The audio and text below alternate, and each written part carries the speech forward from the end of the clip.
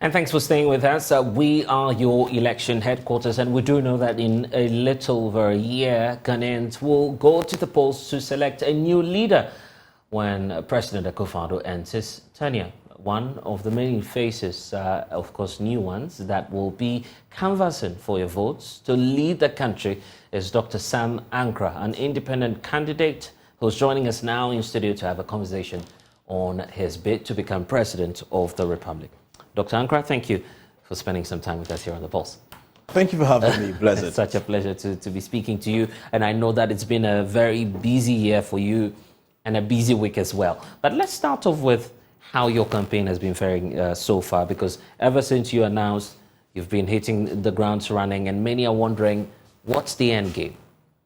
Well, thanks for asking. The campaign has really picked up tremendous support. Ghanaians are beginning to understand the need for an alternative. Prior to me jumping on the board to be an independent candidate, as you could see, it wasn't a fashionable thing. People didn't have any clue or believe if at any point in our history somebody independent can have the opportunity to run the country. But gradually, people are picking up the understanding of why there's a need for us to have an independent candidate devoid of any political color or symbols, but bringing the best brains in the country on the table to think and plan and build this nation, which is so badly needed. The economic condition speaks for itself. Everywhere I've been, people are going through some of the harshest economic conditions. And it's not just now, they've experienced it after government. One mediocre government passes another mediocre government. So this gives us an opportunity for our message to be received. And I can tell you it's caught fire. And let's watch out for 2024. Indeed, that's what many of us are on the lookout for. But Dr. Ankrah, the fear is that you're coming rather late to the party of having independent aspirants in our presidential elections. We've seen, so many names. I just don't want to mention them. But why will Sam Ankrah make a difference in the upcoming elections? I guess that's the biggest question facing you now as an independent candidate, because we've seen so many. Timing. There's time for everything. A few years ago, malaria was a death sentence. You have malaria and you're going to die. Now with the tablets, you can cure yourself or even protect yourself from getting malaria. The world has moved on. We've gotten to a time in our political history that we have no option than to look for alternative routes to build our country. The status quo is number one option. And I believe Ghanaians are beginning to understand the need for this change. Our systems have become dysfunctional. Systems that used to work before are not working anymore. We can't keep using analog to solve digital problems. We need to start looking at things from a different perspective and see how best we can bring our brains on the table, build our nation, because the NPP-NDC status quo over the years had not changed anything. I get that, and that's why I'm asking the question as to why you should be the one changing that status quo now, when we've seen several names, a number of individuals come up. They all come up. We need a new phase. We need new ideas, and yet Ghanaians do not appreciate them. Do you feel Ghanaians will appreciate you? Absolutely. First of all, I have what it takes, and again, as I said earlier, now is the time. This is needed so badly in our political history. If we don't take the opportunity and change it now, it may come back and haunt us. As painful as it may be, we need to take this decision, look for an alternative, get Sam Ankrah and the team of experts into the helm of affairs. Let's correct things, let's break down the system, let's build and put structures that would work and stand the test of time. Okay, you're giving the Republic of Ghana as a private entity now, you're the MD. Where would you start the change from? We need radical reforms. This is no more 2% growth, 3% growth. We need radical reforms with a number of young people coming unemployed, both from the universities and those that are not in education. It's frightening. This is not the time to be sitting down and looking at, let's change this policy. There's no cost. But where will you start Number from? one. Sam Ankrah has a vision for Ghana. Where will Number you start one, from? Sam Ankrah administration, we would not export any raw material. The worst case scenario, semi-processed. We need to create jobs. We need to create value. I made I think I spoke to you about what happened in Norway after the Second World War. A country of fishermen and farmers. They had nothing. It was a poor country until they found oil. Right. Similar to what Ghana has. Now, Norway is not just exporting the product, they're exporting the technology. Everywhere in the world where you go to the oil fields, the experts on these fields are Norwegian, because it started from a leader that was transformative and see beyond. They told the Americans and the British and all the experts that, hey, we are not going to allow you to take the resources and give us royalties or free carried interest as what others are doing. We want you to train and develop our people. Let's take care of our resources. Let us 100% wholly own it, and then we will pay you from the proceeds. And that decision has radically changed our country. Saudi Arabia has done the same. Ghana has been mining gold before colonial days. If a Ghanaian geologist signs on a competence report and he put it in a stock exchange in London anywhere, they will throw it away in the bin. We have not trained any experts. We have not benefited from anywhere. Even where the gold is mined, look at the state of these places. No roads, no infrastructure, no drinking water. Look, we got to be serious. So what would you do, practically speaking, to change that? So I'm saying 100% ownership of our natural resources. That's almost like nationalizing the mines. It's not, an idea we would welcome in a day and age where we're just a minute part of the global trade. So we have the asset. It's going to be difficult for us as a country to do. We have the asset and we have the operating company. With the operating company, everybody else can buy into the big corporations, can buy into the operating company. But the asset is wholly 100% owned by Ghanaians. The operating company, they get a contract. I'm sorry, Dr. Ankrah, the data would not back you now. Our mines heavily controlled by foreign companies.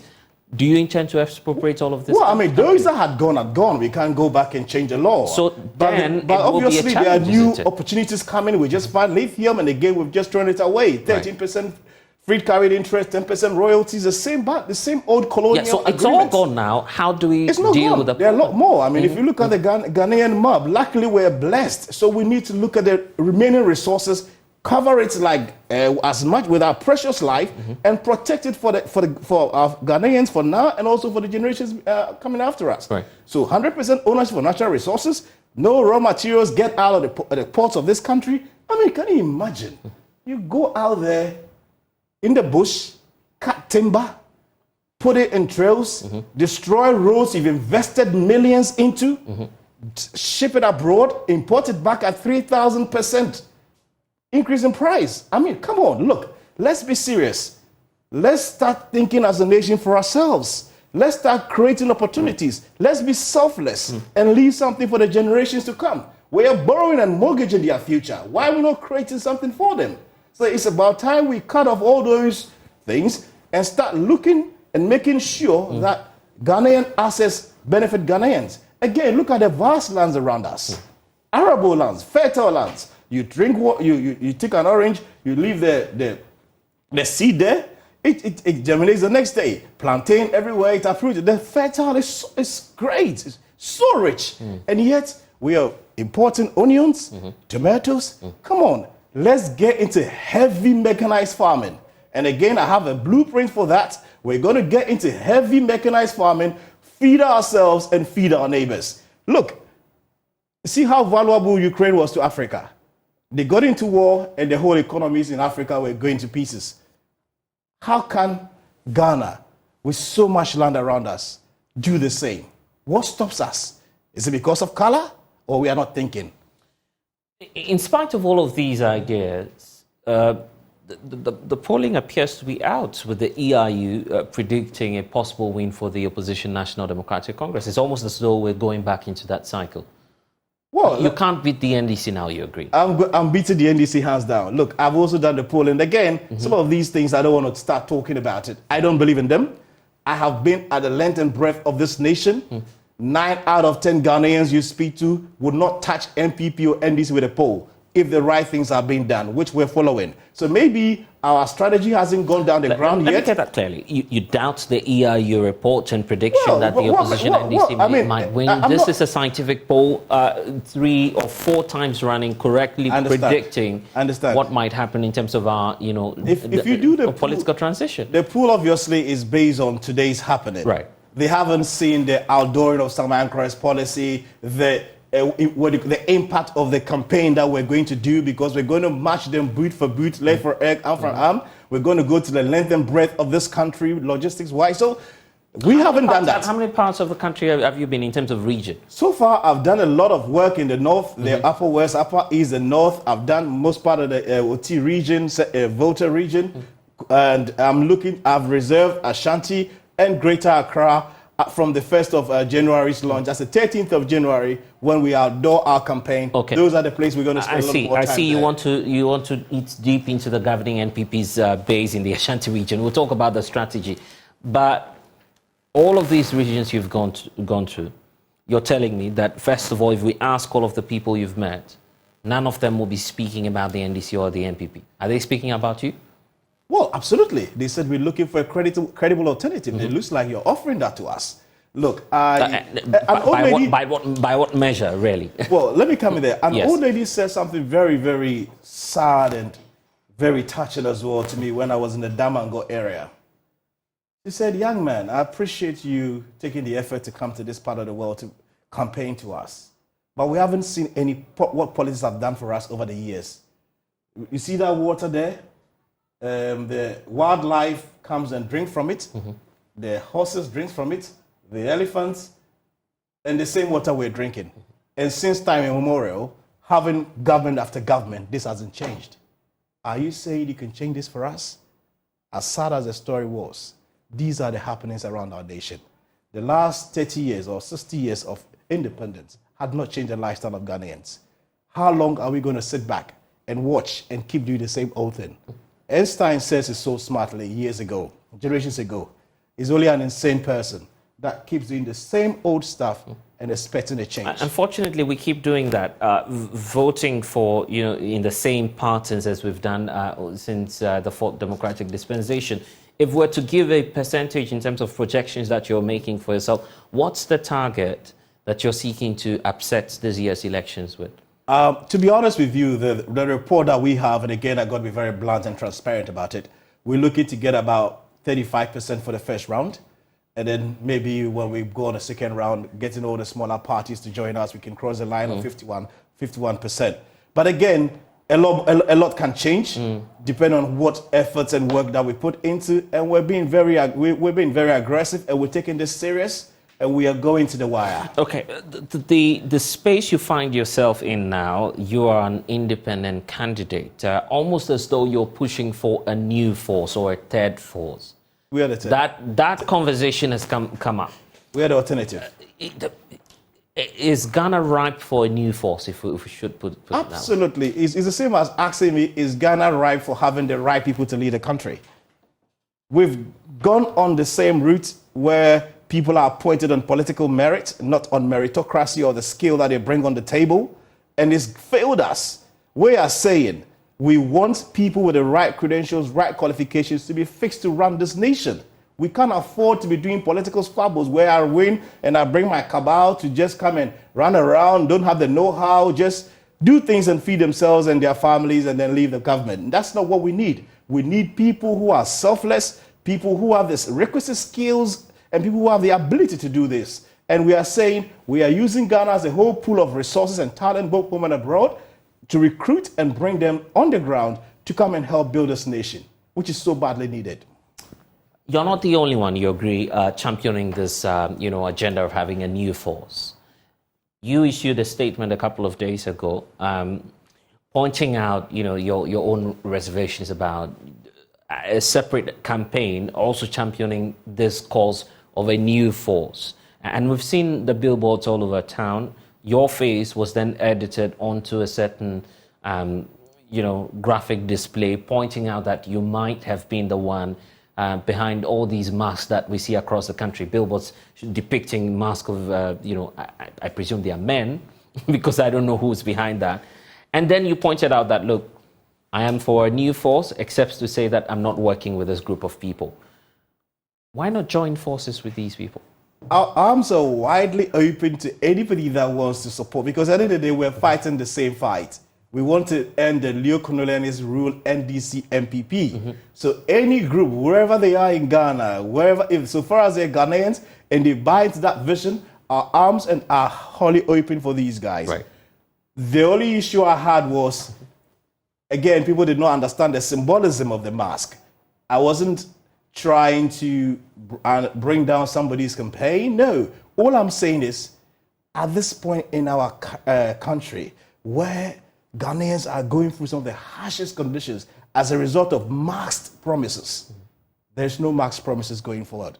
Oh, so you agree to using the images, the graphic images of the men wearing the mask and promising that there'll be a new force? I buy into it. I said there's no masked promises. Politicians should be able to be bold enough to come to the populace and say the conditions are not favorable, the situation is not the best for us. However, if we are able to bite the bullet and do ABC, it will yield us to this. Rather than flavoring stories and coming with a mask covering their faces, political facades, political corner artists, so to speak. This is not accepted in our politics. Okay, so you were using that for a campaign messaging, if we're to get that clearly.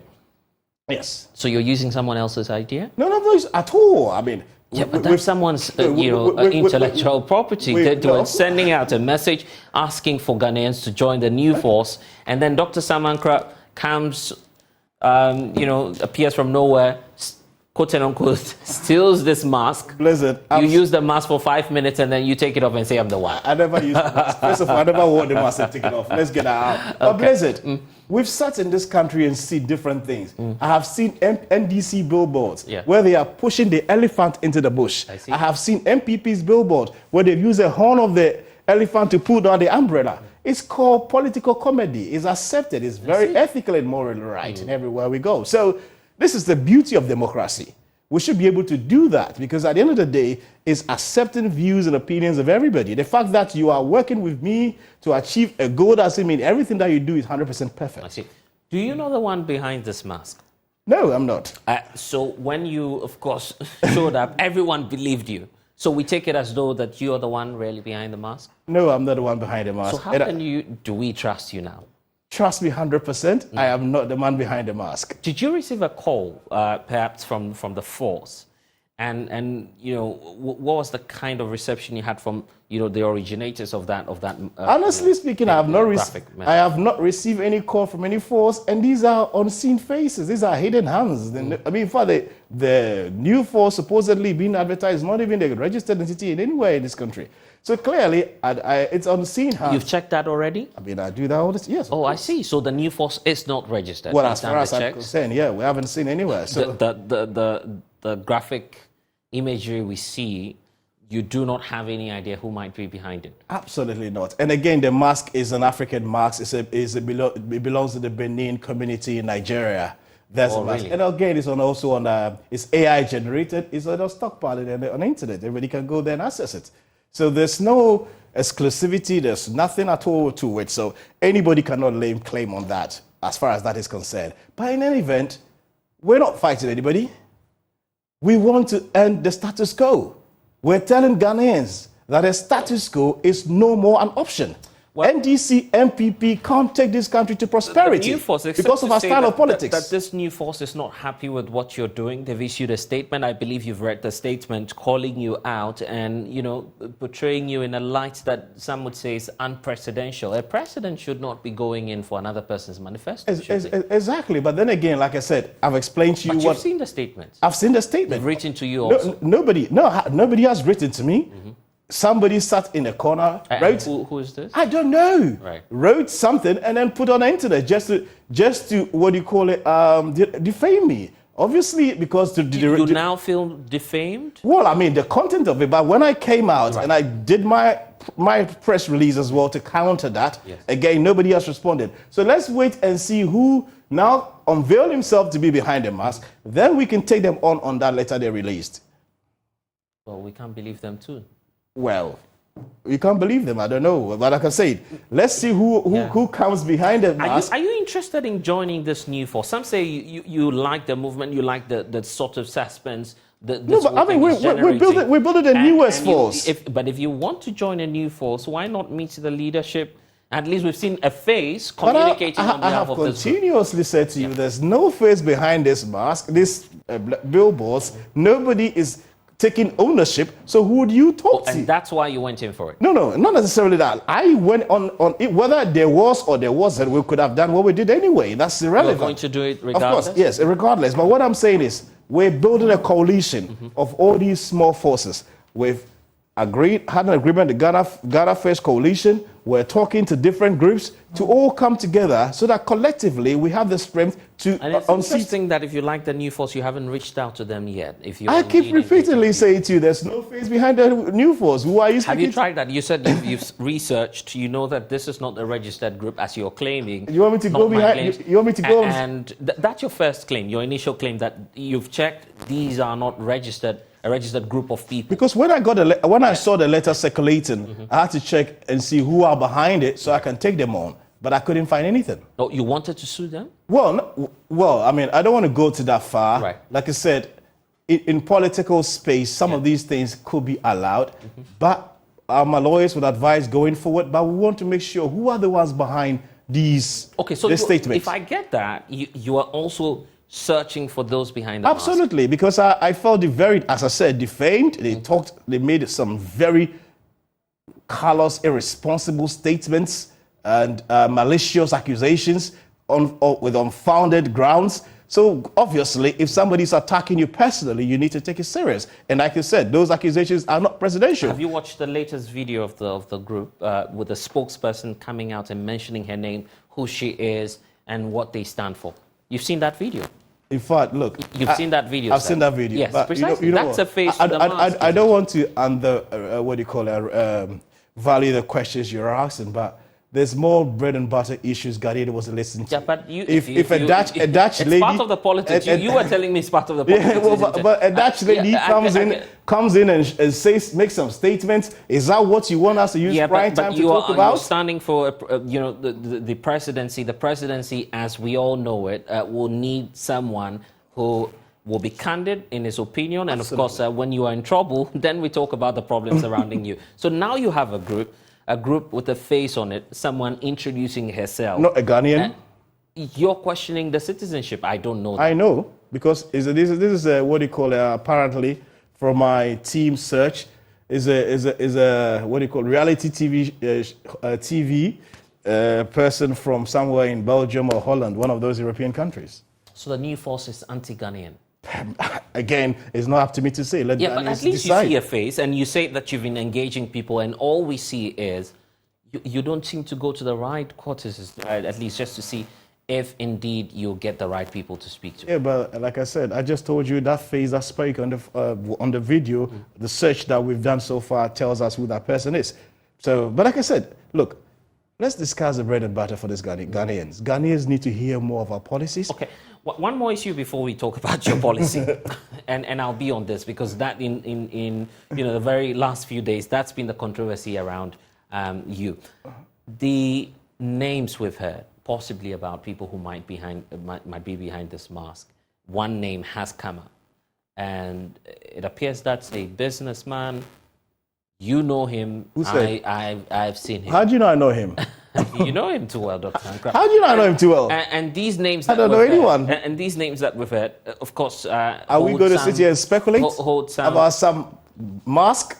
Really? Yeah, but you've heard the businessman's name, right? I haven't heard any This businessman who owns a very notable infrastructure. I don't know any businessman. On Osu or Oxford Street. No, I don't have no clue. This is a man whose name has come up a number of times.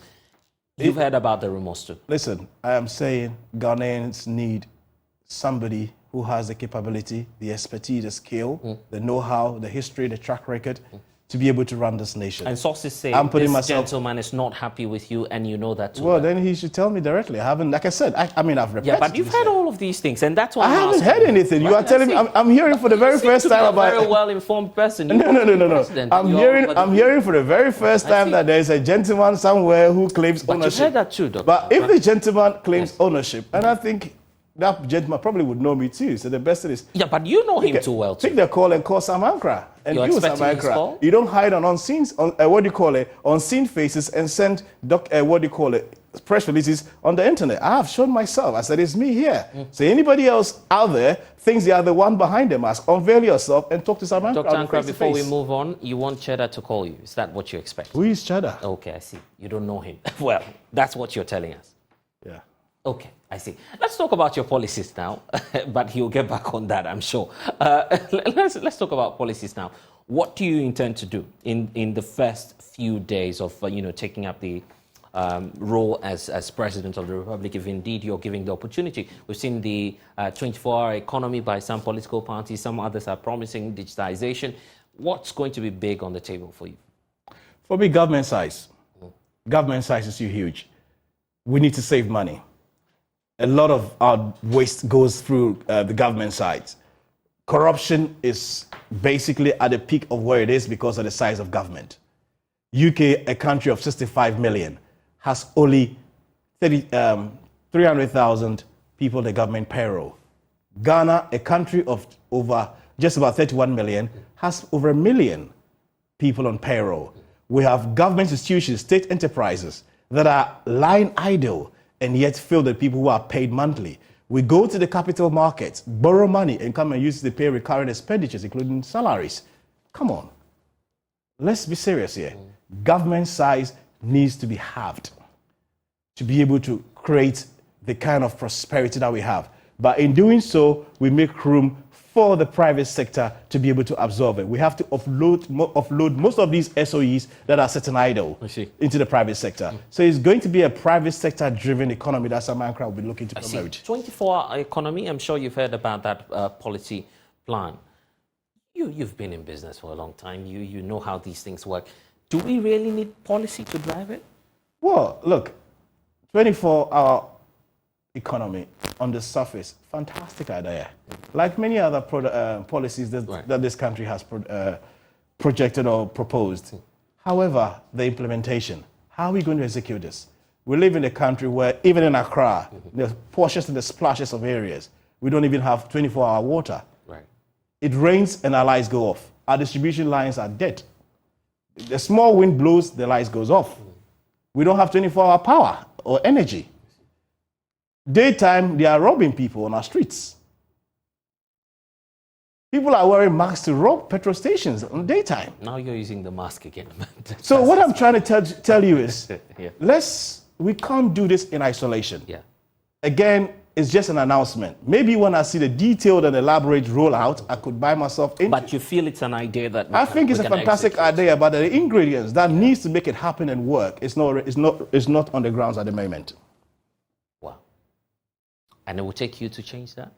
Absolutely. We are talking about the rule of law. We're talking about security. We're talking about making sure that we demonopolize the energy sector. ECG cannot play that monopoly. Right. They are not being up to task because they have exclusivity. If we bring other players in there to compete with them, we will see that people can get value for money. Same as Ghana Water. We want to, again, not monopolize it, make sure that people can come into and then participate and make sure that they create a competition and create value for money. Look, all these things need to be done. We're trying to build a private sector driven economy for Ghanaians and a system that works. The political cost, unfortunately, is something that, camps up for anyone who wants to be president single-handedly, knowing that the political cost in this country is very, very high. CDD doing some research pointing out that, of course, the list you should work with as a member of parliament, I believe, is somewhere around $400,000 for the presidency. The political cost shooting almost, I think, way beyond $90 million, right?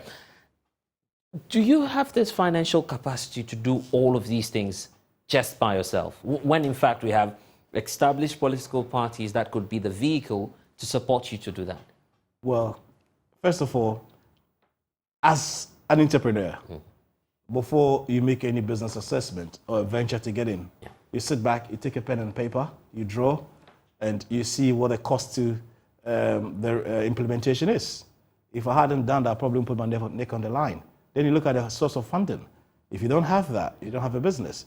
So all these things have been heavily looked into, and that is why I can sit in front of you here today and say I'm contesting for the 2024 elections. What's the source of your funding? Very critical point. Private individuals, interested people that want to correct the state of affairs of this country. Again, we're going to, as we go along, we're going to have an opportunity for any Ghanaian that buys into our vision to put the money where their mouth is. There are going to be different schemes of raising money, but we're 100% certain we'll be well covered to be able to compete. And it's also one of the fears for independent candidates that in that case, you find people placing their bets on you because they fund you, they get some kickbacks after you win. That's exactly what we're fighting against, where before even people come into power, they are incumbent. They've putting themselves into situations where when they come, they have to do certain things to other people to be able to float.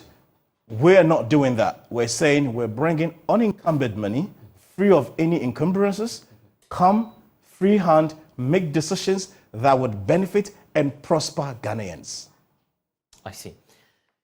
If you're running the elections, you're going to come up against individuals who are considered as very experienced, politically speaking, because this will be your first attempt at the presidency. We've seen former President John Dramani Mahama do this over and over again. The vice president, at least, even if it's not contested for presidential elections, has been a running mate before, which makes you the new kid on the block. What's your assessment of the chances you hold against these individuals? Starting, for instance, with the vice president. He's still in power, seventh vice president, controls quite a lot of influence. Then you have the former president to deal with and any other candidate that will join the race. I'm driving a Ferrari and they are driving broken cars. The vehicles they are using are all broken. They've shown you over the years. Ghanaians have seen over the period, NDC, MPP cannot change their circumstances. So that makes me far ahead of them in the race. These two individuals? Absolutely. NDC, MPP, I mean, come on. Look at what we're going through. Do you think real people that haven't this real experience will look back and vote for an MPP party? And people haven't forgotten what Mahama took us through.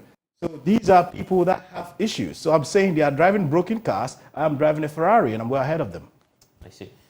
Interesting points you're raising. The aspect about some of the happenings now, policy measures that government is considering, the imports restriction and regulation has come up. I was just speaking to some of the business groups a while ago, raising concerns about the policy itself. Do you feel that this is the right time to do this, or perhaps is there any alternative that you've been thinking through on this? I think, to be honest with you, it's a fantastic policy, but the timing is wrong. It has to be phased out. See, you need to have room to grade it out before eventually coming to stay. And I think at these current conditions, economic situations that we're facing, to bring such a policy and want to place it right there is a challenge. I see. One more thing on the 2024 elections, just before we wrap up, Dr. Ankrah, the candidates you have. If Dr. Sam Ankrah does not get a nod, you don't get to win the 2024 elections. Who else do you feel should be president? Dr. Sam Ankrah. I see. No one else. Dr. Sam Ankrah. You have other options? Multi-party democracy? Dr. Sam Ankrah. I see. That shows how much he believes in himself. And of course, that's Dr. Sam Ankrah speaking to us. Any final message to our viewers and those who are watching us now? Well, I'll just say I would like to ask my fellow Ghanaians to take time and understand the reason why someone like me would put himself on the altar of sacrifice. I probably had no need even to get into politics. I would have better have stayed in my private life and enjoy my life on their own. But it gets to a point where somebody has to leave for others. And I believe it's fall on us as a generation to leave for the next generation. And that is why I have put myself on the line, sacrificed myself, all the luxury and the things that I would have enjoyed to be in this frame of affairs. I would want Ghanaians to look at us seriously, understand the policies that we intend, the radical policies that we intend to bring into the country to change our country once and for all and create an empire or create something worth for everybody else and not the few. And being your election headquarters, Dr. Sam Ankrah will definitely be back here in studio. This is just a precursor to many of the conversations that we'll be having.